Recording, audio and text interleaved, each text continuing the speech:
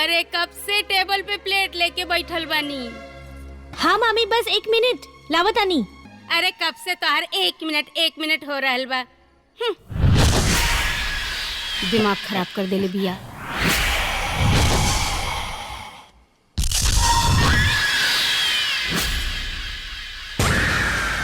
रोटी बनल की ना?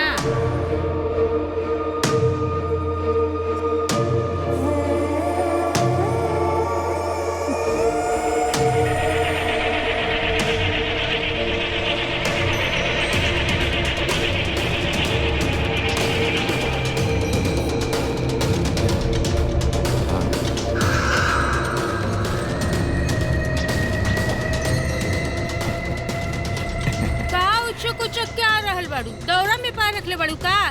अरे हमार पतो तब तक दिल्ली पहुंच जाए। रखा